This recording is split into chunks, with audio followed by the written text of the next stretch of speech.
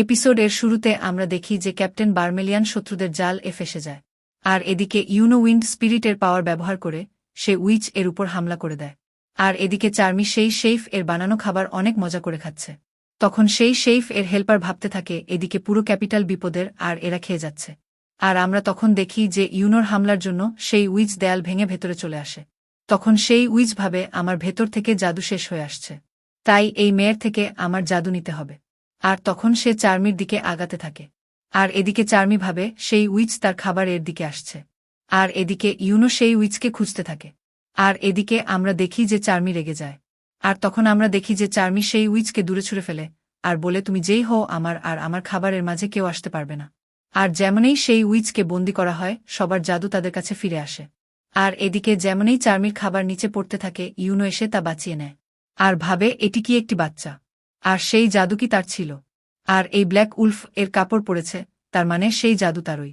আর তখন চার্মি ভাবে, এই তো আমার মিল শেভিং প্রিন্স। আর ইউনোকে দেখে লজ্জা পেতে থাকে। আর এদিকে ইউনো অনেক বেশি জাদু ব্যবহার করায় সে বেহুশ হতে থাকে। আর চার্মি তার জাদু দিয়ে তাকে বাঁচিয়ে নেয়। আর এদিকে লিও রেডিসকে তার ভাই সম্পর্কে জিজ্ঞেস করতে থাকে। তখন নোয়েল বলে সে সেই বিশেষ জাদু ব্যবহার করেনি, কিন্তু যে করেছে সে আমাদের আশেপাশেই আছে। আর এদিকে আস্থা তাকে খুঁজে পায়। আর তখন সেই এনিমি বলে, এটি অনেক দেরি হয়েছে আমায় খুঁজে পেতে। আর সে ক্যাপ্টেনকে বাহিরে নিয়ে আসে।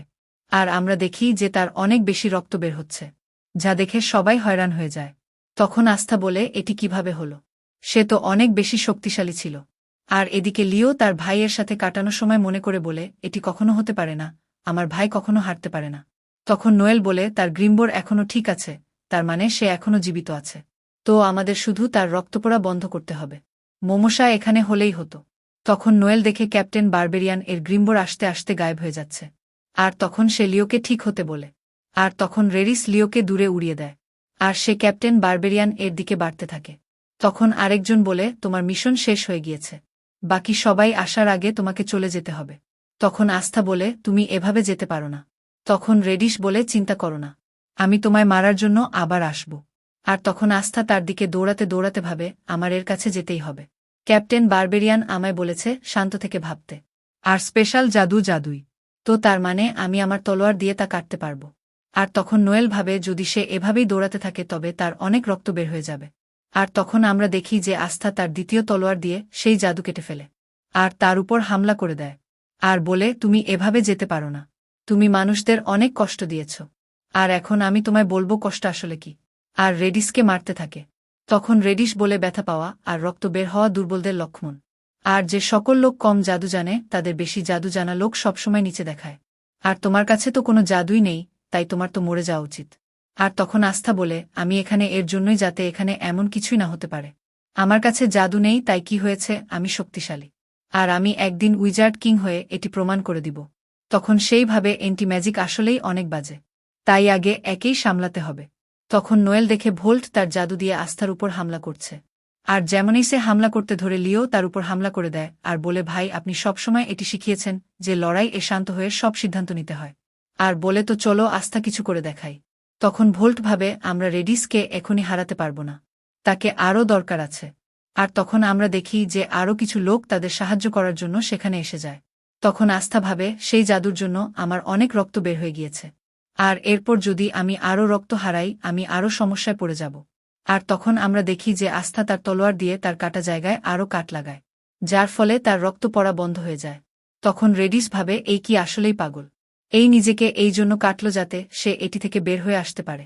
তখন আস্থা বলে, আমি ছোট থেকে অনেক কিছু সহ্য করেছি, তাই তোমরা যতজনই হও আমি তাও তোমাদের হারাবই।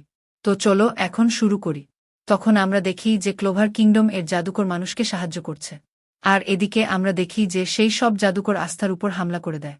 আর আস্থা তার তলোয়ার দিয়ে সেই জাদুকে কাটতে থাকে। তখন ক্যাপ্টেন বারবেরিয়ানের কথা মনে পড়ে।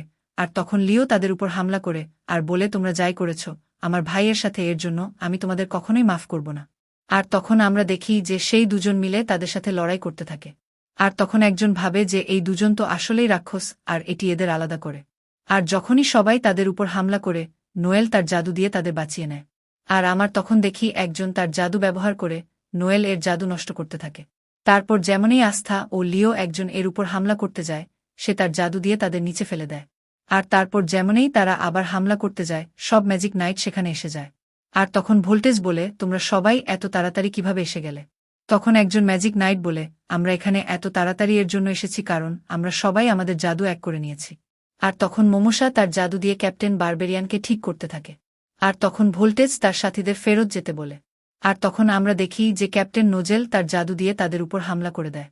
আর তখন তাদের মধ্যে একজন তার জাদু ও কালো জাদু এক করে ক্যাপ্টেনের জাদুকে আটকাতে থাকে। তখন ক্যাপ্টেন ভাবে এটি কি ধরনের জাদুর জিনিস। আর তখন আমরা দেখি যে সেই মেয়ে আস্থাকে আটকিয়ে ফেলে। তখন একজন বলে, আমরা এখন এর জন্য চলে যাচ্ছি, কিন্তু তোমরা আমাদের মনে রেখো, আমরা আই অফ দ্য মিডনাইট, আর আমরা ক্লোভার কিংডমকে ধ্বংস করে দিব। আর তারা সবাই সেখান থেকে চলে যায়। আর নোয়েল আস্থাকে বাঁচানোর কথা বলে, তখন ক্লাউস বলে, আমাদের কাছে তাদের ধরার কোনো রাস্তা নেই, তাই আমরা তাদের ধরতে পারব না। তারপর সে বলে তাকে ভুলে যাও, এখন আমাদের আসল কাজ রয়্যাল ক্যাপিটালকে বাঁচানো, আর সাথে এটিও দেখতে হবে আরও কোনো শত্রু বেঁচে আছে নাকি। আর মোমোসা বারবেরিয়ান ঠিক আছে।